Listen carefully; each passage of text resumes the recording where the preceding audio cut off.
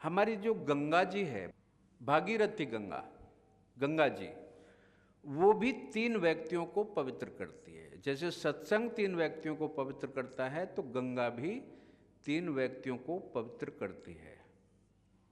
गंगा कैसे करती है 3 व्यक्तियों को पवित्र? जो गंगा का दर्शन करे और जो गंगा का जलपान करे, आचमन करे, और जो गंगा में स्नान करे, उसको गंगा पवित्र करती है। इसी तरह सत्संग और कथा भी 3 व्यक्तियों को पवित्र करता है और गंगा भी 3 व्यक्तियों को पवित्र करती है। अब एक प्रश्न उठता है कि कभी कभी हम जब गंगा स्नान करने जाते हैं तो गंगा में स्नान कैसे करना चाहिए?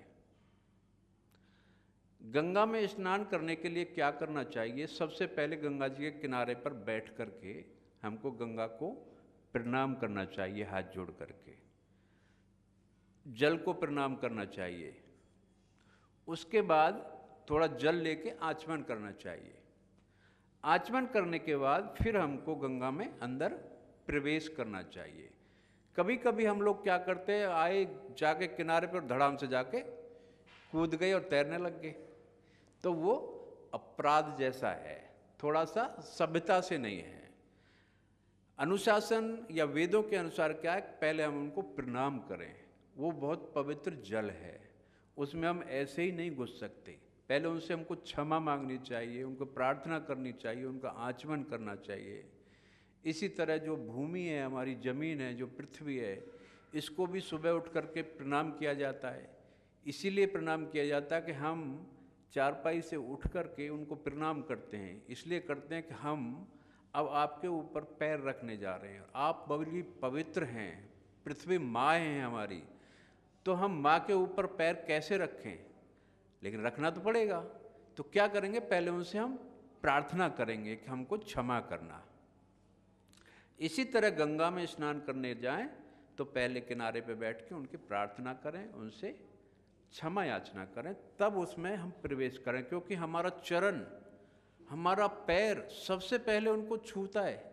तो कितना बड़ा मतलब सोचने वाली बात है कि जो इतनी पवित्र नदी है, हमारी गंगा है, उसको हम पैर से छूते सब शुरू में ही, सबसे पहले पैर हमारा जाता है।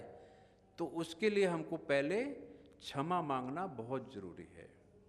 और गंगा जी के अंदर क्या गुण है देखो, गंगा जी के अंदर इतना बड़ा गुण है कि गंगा जी हमको ब्रह्मा, विष्णु और महेश के समान बना देती है।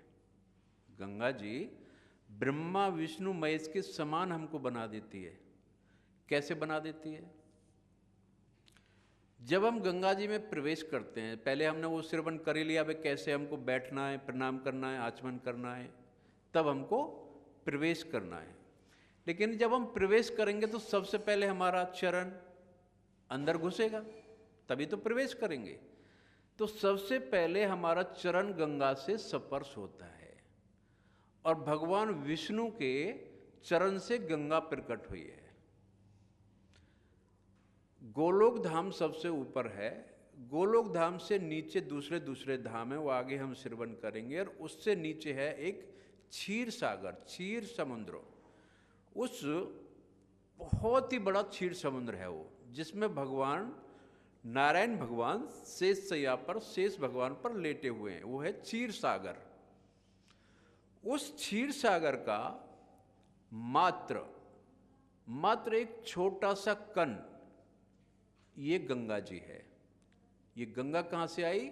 जिस क्षीर सागर पर भगवान विष्णु लेटे हुए हैं और उनका चरण उससे क्षीर सागर से स्पर्श है, उसी क्षीर सागर का मात्र एक कण, एक बिंदु ये गंगा जी है जो पृथ्वी पर है।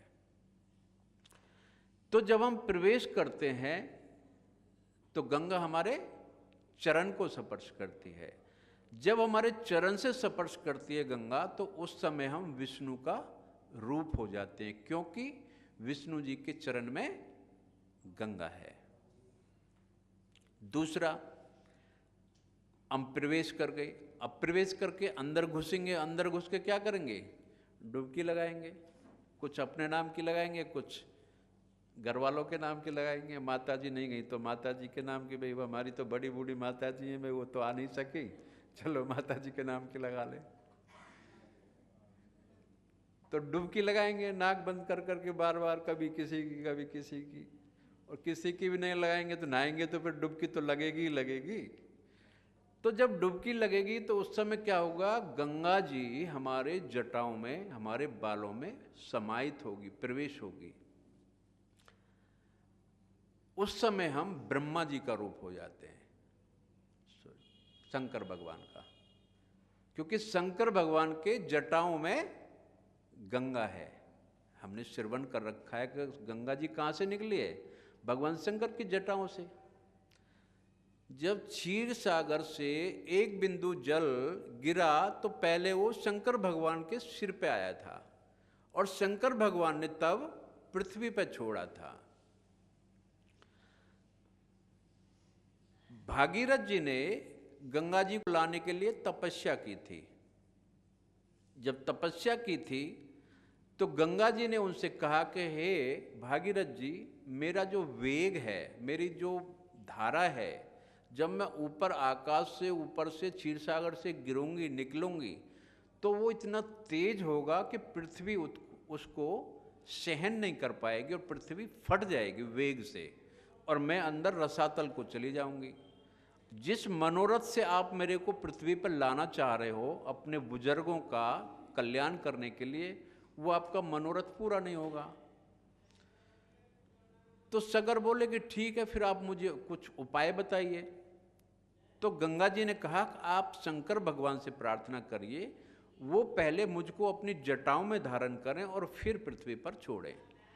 तो इस तरह शंकर भगवान के जटाओं में गंगा है, और जब हमारी जटाओं में गंगा आती है तो हम किसका रूप हो जाते हैं, शंकर भगवान का रूप हो जाते हैं। तीसरा, जब हम स्नान कर लेते हैं, स्नान करके जब घर के लिए वापस चलते हैं तो हर आदमी कुछ ना कुछ गंगा जल घर लेके आता है। भाई चलो हम आए हैं तो गंगा जल जरूर लेके चलेंगे। अब वो किसी लोटा में ले लो, कमंडल में ले लो, जैसा जिसका कोई लाता है, लेकिन किसी भी पात्र में लाता है।